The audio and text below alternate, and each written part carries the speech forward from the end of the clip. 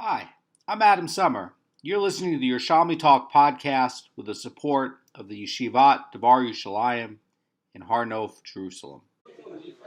This is Terumos, chapter 4, Halacha 4. This is part 1 of the shiur. It'll be a two-part shiur. And in the art scroll, we're on 37A1. Today we're going to be getting into the agent, your agent coming and separating out truma for you. And the question is, what if, you told him, go separate out 1/50th, and he goes and separates out a different amount? Or what happens if you didn't tell him an amount, and he goes and he separates out more than you would have expected, or a little less than you would have done? Well, this is what we're getting into. So the Mishnah is going to be talking about somebody who now is the agent. They're going to separate truma from the produce. This produce belongs to you or someone else. And we learned this is based on Bavli and Kiddushin 41b, from the Pasuk in Numbers 18:28, where it says, Ken tarimu gam atem. In other words, this gam in here is extra. And this extra gam, meaning also, is also referring to the agent. Not just atem, like you guys can go do it, but gam. That's basically, they're reading it to say that not only you guys can go do it, but your agent can go do it. And so the English would be, so you also shall separate truma. And they're reading this gam to be that either one is going to be licensed. Again, we covered this in chapter 1, halacha 1 in Terumos, that it has to be a Jewish agent.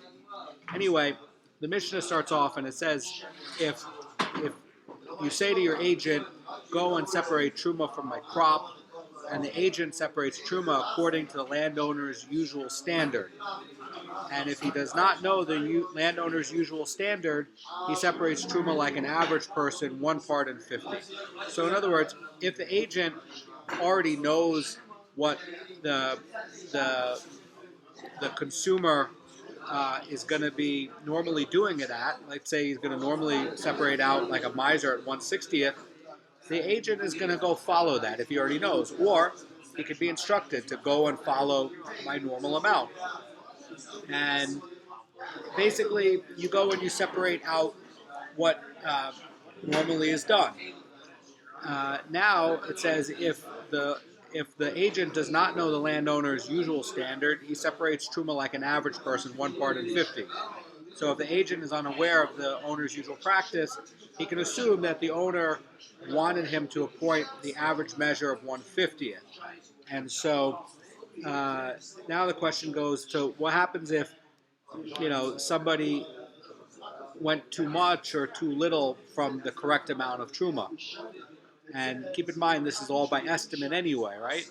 So the Mishnah says that if he inadvertently subtracted 10 or added 10, the Gemara is going to explain what that means, by the way. And it says that his truma is truma and it's valid. In other words, what we're seeing here, as explained by Rabbi Kanievsky in his Beur, is that in this case, the agent intended to separate the correct amount, but he accidentally separated more or less than he intended. And as long as he did not go more than 10 in either direction, the truma is valid. Now, the owner does not expect that he's going to separate precisely the usual amount. Why? Because, again, truma gadol is by estimate. So, anyway, implicit within this is going to be some degree of deviation. Again, it's going to never be exact because you're not allowed to measure this. So you're not allowed to weigh it and measure it. So already in the mechanism of Truma Gadola and the nature of it being by estimate, you already know it's not. But again, we want to know what happens if an agent decides to go do a mitzvah with somebody else's money and over tithe it, right? Is that what's gonna happen then? So basically, if you have these small discrepancies, you're not gonna cancel the agency. And that's really what this is getting into. And that this theme also gets into Kiddushin and into Gittin and also over here. You're allowed to appoint an agent to things, but you have to follow what your customer is asking you to do. And you're just an agent. You don't have the power to say he really should be tithing 1/40th if he wants to normally go and tithe 1/60th. You're not able to go do that. So really, I think what this is showing is that when we're talking about the 10 in any direction, we're looking at, if somebody wanted to tithe 1/60th and then you're going to 1/40th, then the it looks like you might be exceeding his authority as the agent. And so in these cases the agent can be intending to separate the correct amount, but he inadvertently separated a little bit more, a little bit less than that was intended by the consumer. And as long as he's not erring more than 10 in that direction, the truma is valid. Now, the owner does not expect that he's going to do precisely this amount, because anyway there's some deviation and there's some small wiggle room in here. And so the question is, well, what happens if there is a big deviation? Did the agency get canceled? And if the person is not an agent, well, then he's not authorized to go separate the truma. And so what you're seeing here is a setup where, as soon as the guy decides to make his own decision and overties something, massively overties something, well, we see that the agency gets canceled right away. So then it's really just a pile of tevel. He didn't do anything. So the Mishnah is looking at a case where the agent goes and he's going to exceed the correct amount. And it says that if he intentionally added even 1 unit to the usual truma gift, his truma is not truma and it's not valid. So again, he's going to normally do, let's say it's 1/49th of the produce instead of 1/50th. And so in the cases that's talked about here, as explained by Rabbi Kanievsky's Beur, the agent's fully aware of the owner's usual standard, and he's deliberately choosing to exceed it. And really what he's doing is he's going around the owner's will, and the agent is violating the terms of the agency. So in this case, this agency agreement is really canceled right away, and he basically doesn't have now the legal standing to separate truma, and that's why the truma is not going to be valid. So in other words, this also could be with somebody who intentionally separates less than the usual amount of truma. In other words, once the agent goes and grabs the bigger amount, as soon as he's grabbing it, he's canceling the kavana of this agent to take the bigger amount. As soon as he's taking the action, again, there's kavana and there's action with this because this has kedusha. So once he's taking this kavana to take the bigger amount or smaller amount, and he's coming and he's grabbing it and taking the action, that action is not a valid action because he no longer is an agent. He's canceled it. And so really what he did is he separated 2 piles of grain. He didn't make one pile truma and the other pile chulin. He just canceled his agreement. And that, by the way, is right away. And that's what's very important. And this gets into other things with kedushin or gittin. Once the agent basically is not following the will of, radically not following the will of the consumer here, as soon as he has that intention to deviate, right away the action is a null action. It's void. And the Mishnah is going to continue and talk about these minimum required measurements for truma. And the Mishnah now gets up to a dispute regarding the maximum measure. And this gets very much into Peah 1:1, where there's no minimum or maximum measure over there for certain things like doing Torah and mitzvot and learning. And the Gemara over there in Peah 1:1 asks, well, what about truma? And, truma, you have to leave something over as chulin. You can't leave all of your field as truma. Now, this is going to be the maloket that comes up. In other words, what happens if you're tithing, say, more than a certain amount?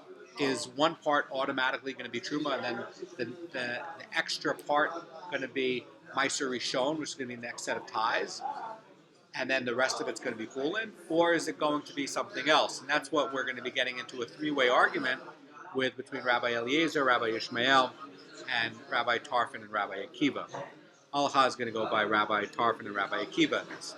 So the Mishnah talks with Rabbi Eliezer's view first, and it says, regarding someone who adds the required measure of truma, in other words, that, he already makes the 140th gift or 150th or 160th gift, and now what we're talking about is we're talking about somebody who wants to do more than that. He wants to do more than 140th, and so the question is how much of the crop really can become truma. Now the question is, when you're taking out this extra amount, is there some part now that you'd say like, oh well, this point up to say like 140th, this is truma, and now really what you have in this extra amount is going to be the next set of ties. Maybe it's going to be Meiser Rishon. That's really what Rabbi Eliezer is posing. So he's saying regarding somebody who adds to the required measure of truma, Rabbi Eliezer says that he may designate a maximum of 1 part in 10 as truma, like truma meiser. Truma meiser, by the way, is going to be the third set of ties, and that is going to be precisely 10% of the meiser rishon. That's given over to the Kohen from the Levi's portion. And it says that if he designates more than this amount, in other words, more than 10%, then the excess is tevel, and it's rectified with regards to truma, and therefore he's going to designate the excess as trumas meiser on behalf of produce done elsewhere. So the Gemara, by the way, is pointing out, or the Mishnah is pointing out that Numbers 18:26 is pointing out that truma gift is 10%. Okay, and it has to be precise, and that the truma gift, the truma meiser or the meiser rishon has to be precise. Okay, the Torah says a precise number. It has to be measured. It has to be precise. And so, you can tie those ties on behalf of produce somewhere else, also in the very pile that you have.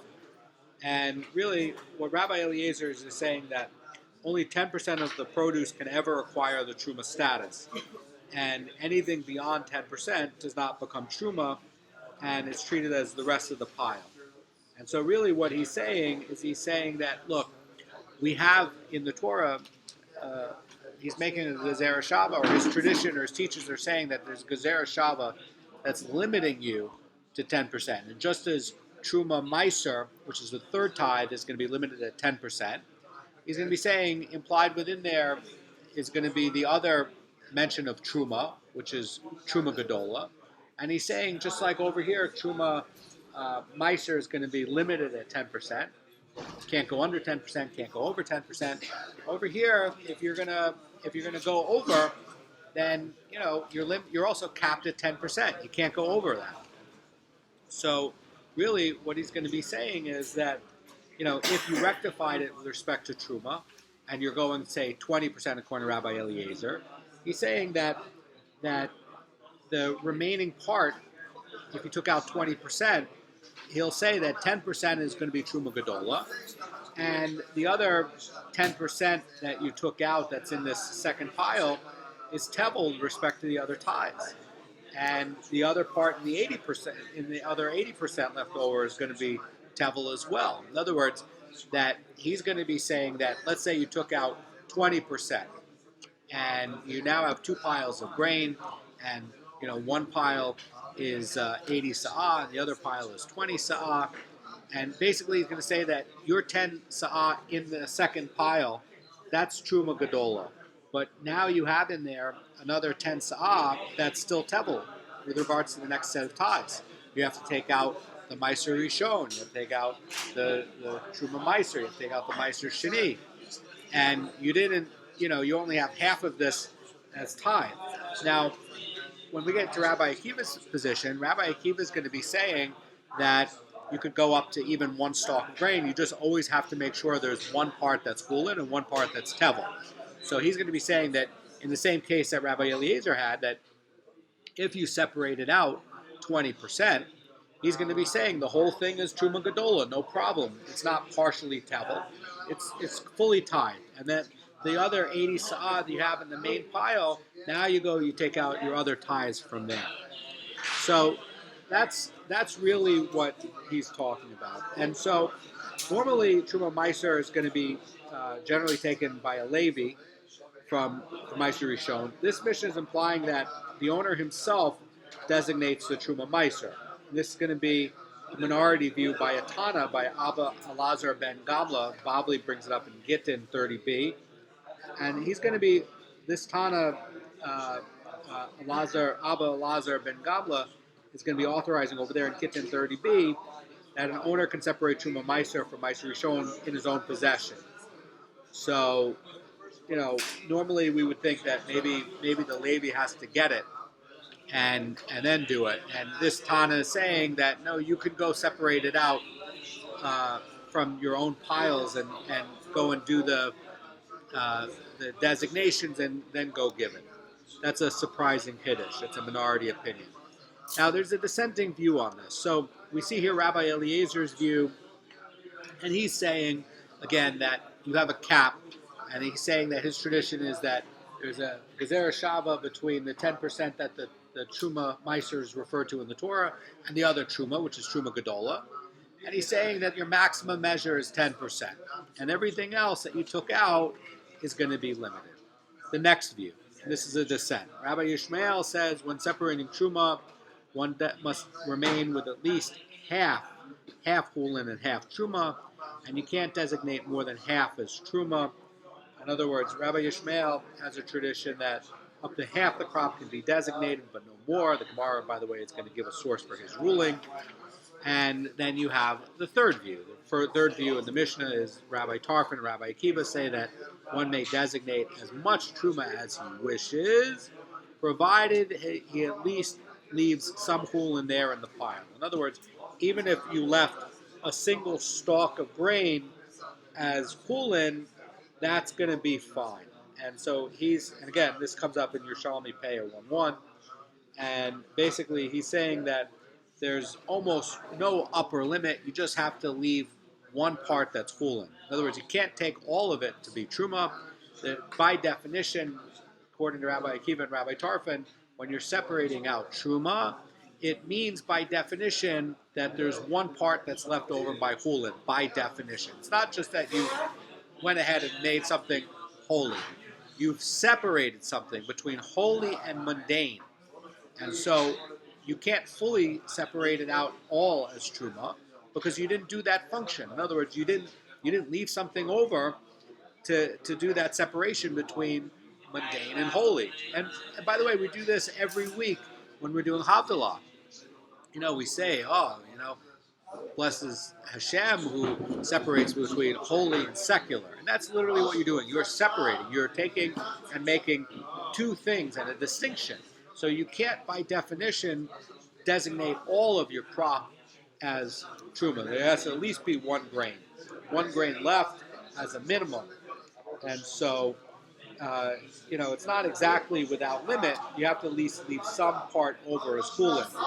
And if you went and designated everything, it's not a valid designation according to Rabbi Tarfon and Rabbi Akiva. As long as something is designated as hulin, then that's a valid designation. So, in other words, if somebody wants to designate 90% of his crop to be truma, you can. Why? According to Rabbi Akiva, because 10% is separated from the mundane, and that mundane is still left over. It still exists. So that will be a valid thing. Let's get into the Gemara. So the first part of the Mishnah is ruling that an agent is instructed to designate the truma, and he has to designate an amount with what the landowner usually is going to do. And there's two ideas here. One is going to be where the landowner doesn't really know and he has to guess, and there's an implication. And the other is where he does know what the landowner is going to go do. So the Gemara says, until now we assume that the Mishnah's case is where the landowner explicitly says to the agent, go and separate truma according to my standard. And since the owner is going to specify the normal standard, the agent now has to go designate the truma according to that standard. And the Gemara says, but where, however, the agent was aware of the landowner's usual standard of truma, but the landowner did not explicitly say to him, go and separate truma according to my standard, now what is the law? In other words, now, does the agent designate the amount commensurate with the landowner's usual standard?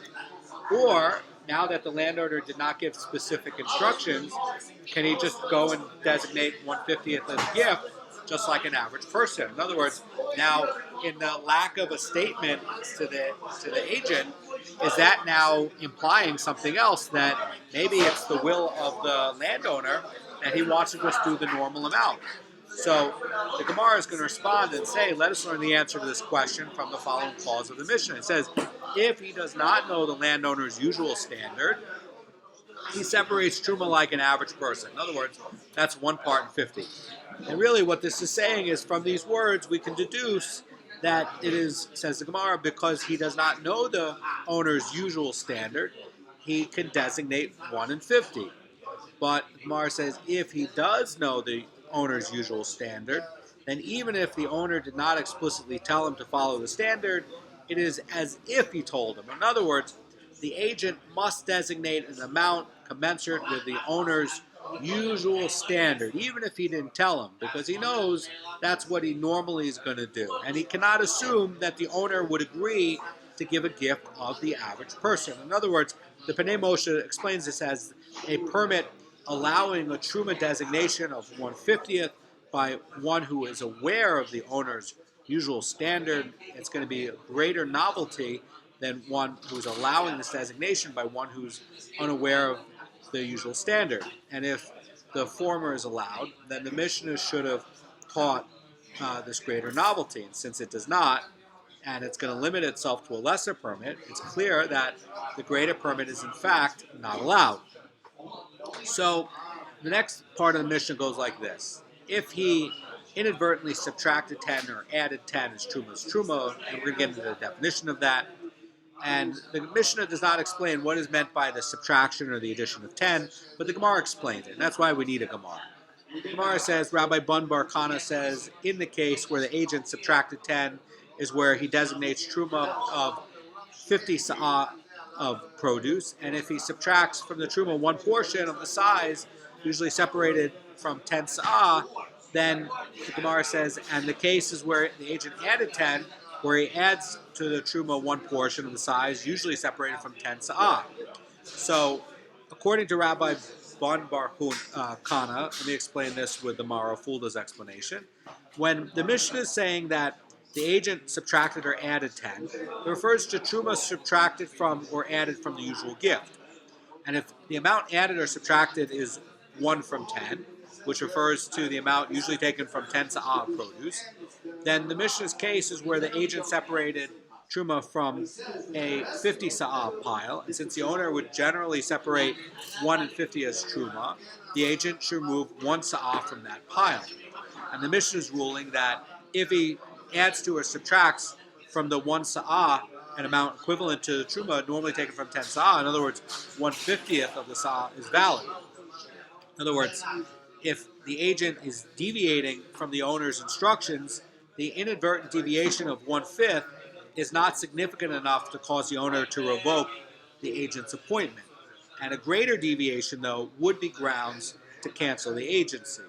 So Rabbi Kanievsky explains it like this, that the phrase 1 in 10 denotes 1 part in 10, in other words, 1/10 of the usual truma gift. So if he adds a 10th to the truma, or he subtracts a 10th from the truma is valid, and an inadvertent deviation of 1/10 is not enough to cause a cancellation of the agency agreement. So Rabbi Bun Bar Kana rejects a competing interpretation of the Mishnah's ruling. In other words, there might be a couple of ways to try to understand what's going on over here. And the Gemara says that, however, the Mishnah is not discussing the subtraction or adding of 10 units to the chulin. He rectifies. In other words, the Mishnah is designated truma of 1/40th or 1/60th instead of 1/50th. And the Gemara continues and says, for the amount of truma added and the amount subtracted would then not be equal. In other words, in the Mishnah's case, the amount of truma added and the amount subtracted is going to be the same, as Rabbi Kana Bar Bun is explaining. So, according to this suggestion here, then says the Mara Fulda, that the Mishnah is speaking about adding or subtracting 10, and this refers maybe not to the truma he separates, but to the chulin being rectified. Again, when you're separating truma, you're doing two things. You are creating truma and you're creating chulin. And so one way to read this is going to be to say mathematically, well, maybe we're not talking about the hulin part, the tuba part of the pile. We're talking about the hulin part that's left over, that's actually usable by this guy. So when the owner subtracts 10 sa'ah, then, if you're talking about doing it from the hulin side of the calculation, and you're going to be looking at it like that, then if you're instead of separating 1 sa'ah from 50, the agent subtracts 10 sa'ah from the 50 and separates 1 and 40, he's adding 10 sa'ah to the 50, which is going to actually be 160, and then the owner is losing out because he now has to distribute a larger truma gift. So Rabbi Bun Bar Kana rejects this interpretation of the Mishnah, where it's going to be looking at the measures based on how much hulin is being separated. In other words, there's two ways to read this. Either you can read this by saying, like what Rabbi Bun Bar Kana is saying, which is going to be saying that this Mishnah is talking about a separation of a deviation based on the truma. The other way to read this is to say, no, we're talking about a deviation based on how much usable part the owner who hired the agent now has to work with, which is going to be the hulin. And so if you're going to read it by the amount that you're separating out from the 1/10 as measures of hulin, now you're separating a much bigger gift, and maybe he doesn't want to do that. And Rabbi Bun Bar Kana rejects this interpretation of the Mishnah based on reading it as hulin. That's going to be the basis of the calculation instead of the truma.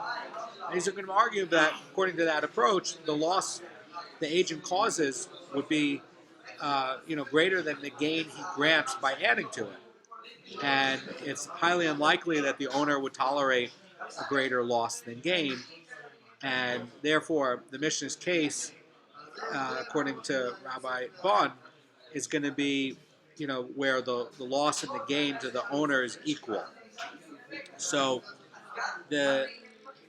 if he's taking out a smaller amount and you're basing it on a hulin calculation, he ends up gaining a little bit. But if he's doing a bigger than the 10th calculation and you're basing it based on the hulin that's left over, then he actually kind of loses like a lot. So Rabbi Bun is saying that's not true. You have to measure this Mishnah by talking about only what is separated on the truma. Don't look at the hulin part. And in that way, the deviation by a 10 up or down is going to be equal. So the Gemara is going to illustrate Rabbi Bun's contention that if the Mishnah's reference to the subtraction or addition concerns the percentage of hulin being rectified, that the amount of truma added or subtracted would be unequal. So it says, how is this calculated? And it follows. If the owner was accustomed to separating 1 part in 50 as truma, and when the agent separates 1 in 40 from a pile of 50 sa'ah, he causes the owner to lose 6 rova, in other words, 6/4 of a kav. And when the agent separates 1 in 60 from the 50 sa'ah pile, he causes the owner to gain only 4 rova. So it emerges, says the Marafulda, that according to this understanding, the amount of deviation the owner is going to tolerate varies. And that depends on whether it represents a gain or a loss. And Rabbi Bun Bar Kana rejects this. So if somebody's doing a bigger calculation, like 1/40th instead of 1/60th, there's a big deviation here. So the Gemara points out the contradiction of this Mishnah. It says here, regarding an agent who deliberately subtracts from the amount that the owner normally separates, you say the truma is truma. In other words, the Mishnah doesn't actually say that explicitly, it implies it. And the Mishnah is first stating that if the agent adds or subtracts from the owner's normal truma gift, the truma is valid. And then it states that if the agent intentionally adds to the gift, the truma is not valid. And the Mishnah says nothing regarding someone who intentionally subtracts from the gift. This implies that in the case of somebody who adds, do we distinguish between the inadvertent and deliberate action? And where somebody subtracts from the usual gift, it's always truma, even if he acted deliberately. So the Gemara says, but here regarding the agent who deliberately adds to the owner's usual amount, it says that you say that his truma is not truma seems to be a contradiction. In other words, this is stated explicitly in the Mishnah that if he intentionally added even 1 unit to the usual truma gift, his truma is not truma. And the Gemara is going to explain all this. It says, Rabbi Kana, the son of Rabbi Hillel, says, here the agent intends to lessen the amount of truma taken. Since he causes the owner no loss, the owner is normally going to accept the tithing despite the agent's departure from the usual practice. And therefore, that truma is going to be valid. But here, however, the agent intends to increase the amount of truma taken. And since he causes the owner a loss, the owner rejects the tithing, and therefore the agency is nullified, and then the truma is not valid. So Rabbi Kanievsky is going to explain it like this, where the agent deviates from the normal gift. It does not cause the owner a loss, and the owner is going to forgive this lapse, and he's not going to cancel the agency on account. And accordingly, when the agent retains his legal status, the truma is valid. But where the agent deviates and does cause a loss to the owner immediately is going to cancel this agreement. And the agent, therefore, is without legal standing to separate the owner's truma, and therefore it's not valid. So the idea is that when we're looking at this in terms of calculating it by, as Rabbi Bun says, the normal truma gift, and we're looking at the truma side. We're not going to look at as if you're looking at it from the perspective of the person of benefit who is going to be hiring the agent, where you're going to be looking at how much chulin's left. In other words, when you're calculating it out, there is chulin left, but that's not how you're going to be calculating all of this from the deviations. You're going to be looking at what's normally given and then calculating based on the truma side, not calculating it based on the chulin side and deviation from that, because if they're doing a small amount, then the guy who's doing the small amount actually ends up gaining based on the chulin side. And if he's separating the 1/40th amount, he's going to actually be losing a lot more than if he separated a very small amount of truma. Now, if you're going to be calculating it by saying like a small deviation based on the amount of truma that's given, not looking at it based on chulin, then either way, up or down, it ends up as a percentage being the same amount. And that's going to be the distinction. Now, why is this? Well, maybe this is going to be a derabanan fence to prevent people from, under tithing or wanting to be a miser. So again, whenever we're looking at this, we're looking at even if the agent, is working for the guy and the guy wants to have in his benefit as much chulin as possible, but we're not measuring it based on the chulin that's left. We're calculating by the amount of truma. And that's the deep point about what this mission is. Have a great day, and we're going to get into the part 2, which is going to be getting into the last part of the Mishnah, which is going to be, this maloket with Rabbi Eliezer and Rabbi Akiva on how much is the maximum amount of truma. Have a great day.